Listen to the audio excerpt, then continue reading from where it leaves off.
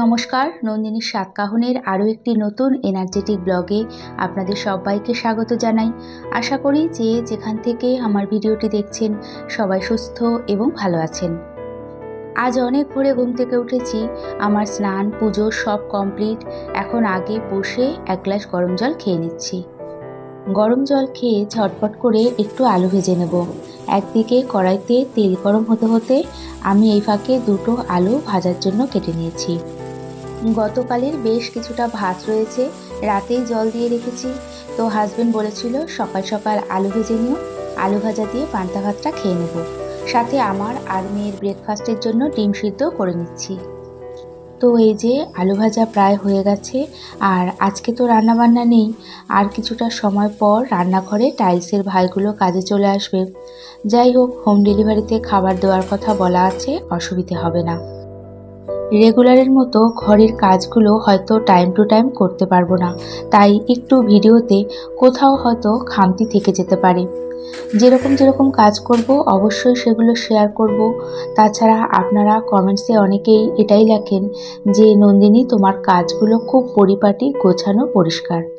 তবে কয়েকদিন একটু অন্যরকম ভিডিও দিতেই হবে। যাই হোক, তবে মনে কিন্তু এক নতুন আনন্দ, কাজ করার এনার্জিও বলতে পারেন দ্বিগুণ, তিনগুণও বলতে পারেন। রান্নাঘরের কাজ কমপ্লিট করে এখন বিছানাটা গুছিয়ে নিচ্ছি। মেয়ে এখনও ঘুমাচ্ছে, হাজবেন্ড স্নানে গেছে। আগে এই ঘরের বিছানাটা গুছিয়ে নিই, পরে মেয়ের ঘরের বিছানাটা গুছিয়ে নেব। আগের দিনের ভিডিওতে মানে ফ্রিজ অর্গানাইজেশনের ভিডিওতে উদীপ্তা সরকার আমাকে লিখেছে, আমি আজকে প্রথম কমেন্টস করছি। আমি ইউজুয়ালি খুব একটা কমেন্টস করি না কোনো ভিডিওতে, কিন্তু তোমার ভিডিওগুলো দেখে কমেন্টস না করে থাকতে পারলাম না। আমি লাস্ট উইক ধরে দেখছি তোমার চ্যানেল, কি ভালো যে লাগে জানো দেখতে।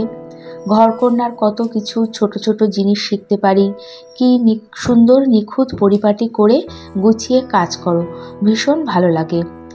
খুব ভালো থেকো আর অনেক এগিয়ে যাও। তুমি করেই বলছি, আমার পরিশ্রম আর তোমাদের ভালোবাসা থাকলে নিশ্চয়ই এগিয়ে যাব।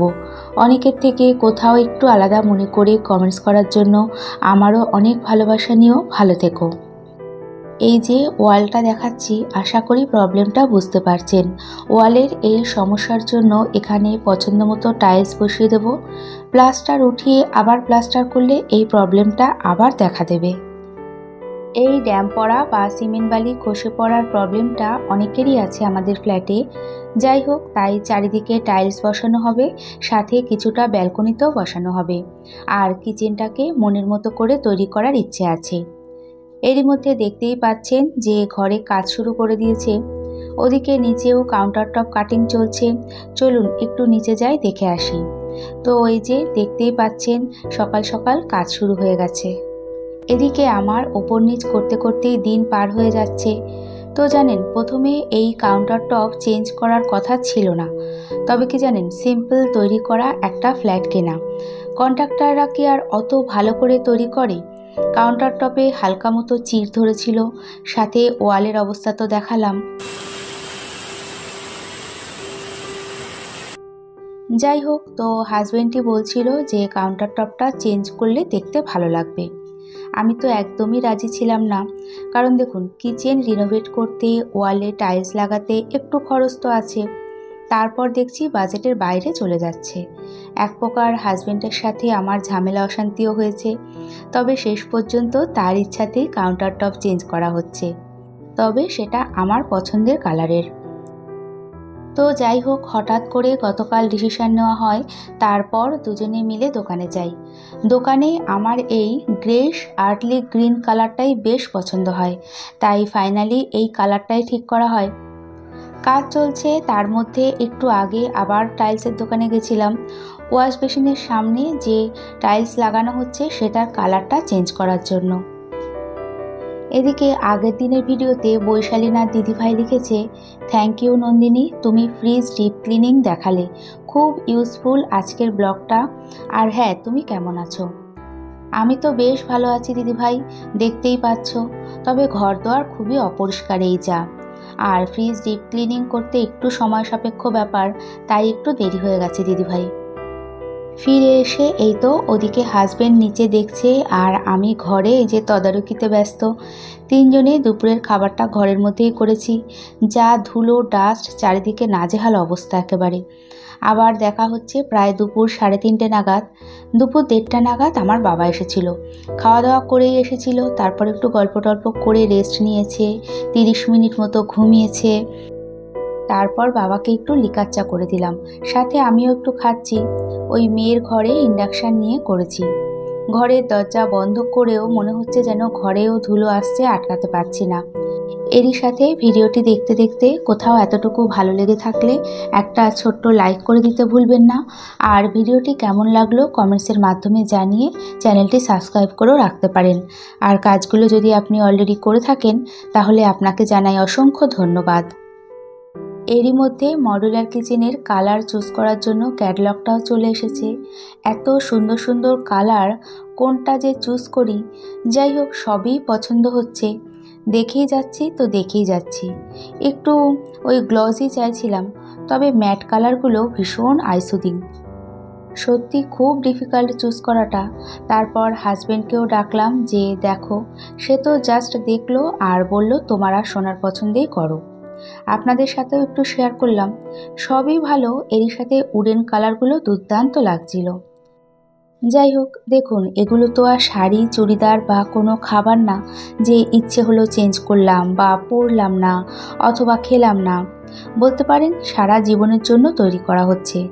চেষ্টা করছি যাতে কয়েক বছর পর একঘেয়ে না লাগে, কালারটা দেখে যেন বোর না হই, এমন একটা কালার চুজ করতে। অবশেষে এই ক্যাটালগ থেকে কোনো কালারই সিলেক্ট করা হলো না, অন্যটা দেখতে হবে। আর এই ক্যাটালগ বুকটা এত ভারী যে আমি তো তুলতেই পারছিলাম না। আজকের মতো কাজ কমপ্লিট, সবাই চলেও গেছে। ওরা মোটামুটি একটু ঘরগুলো পরিষ্কার করে গেছে। তবে এবার আমার শুরু হবে সাফাই অভিযান। আজকে কোনো ভিডিও ওই মোবাইল স্ট্যান্ডে সেট করে করতে পারলাম না। লাস্টের দিকের ভিডিওগুলো সব মেয়ে করে দিয়েছে। এদিকে মিতা দাস আগের দিনের ভিডিওতে লিখেছে, তুমি আমার ফেভারিট ইউটিউবার, তোমাকে খুব ভালোবাসি বললেও কম হবে। তোমাকে যে কতটা ভালোবাসি সেটা বলে বোঝাতে পারবো না। আমার মেয়েও কলেজে পড়ে, 2nd ইয়ার, ডাটা সায়েন্স নিয়ে পড়ছে। খুব ভালো থেকো তোমরা সবাই।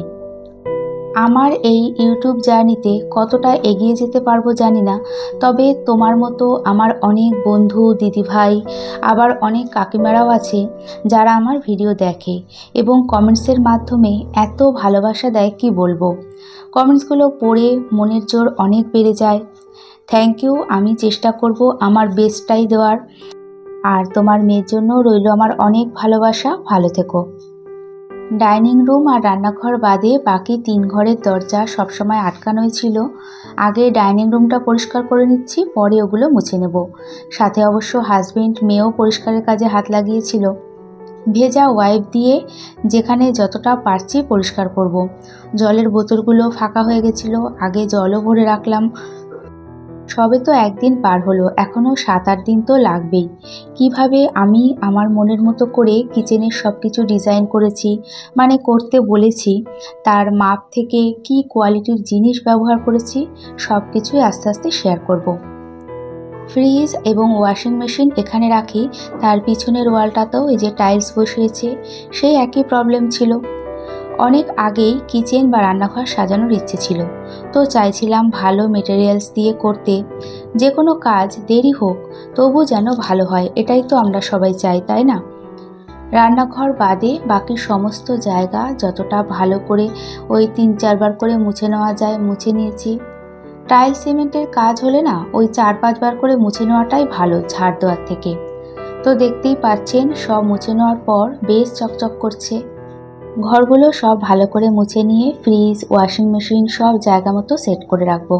তারপর স্নানে যাব। এখন প্রায় বিকেল 5টা বেজে গেছে, আর শরীর দিচ্ছে না। পরিশ্রম যে খুব একটা হয়েছে সেটা না, তবে ঘরে কাজ হলে একটু রেস্ট নেওয়া যায় না। নর্মাল দিনে এর থেকে বেশি কাজ করি। নেক্সট দিন বাদবাকি আরও সব কিছু শেয়ার করব। এরই সাথে আবারও দেখা হবে এই আশা নিয়ে আজকে ভিডিওটি এখানেই শেষ করছি। আর এতক্ষণ আমার সাথে থাকার জন্য অনেক ধন্যবাদ।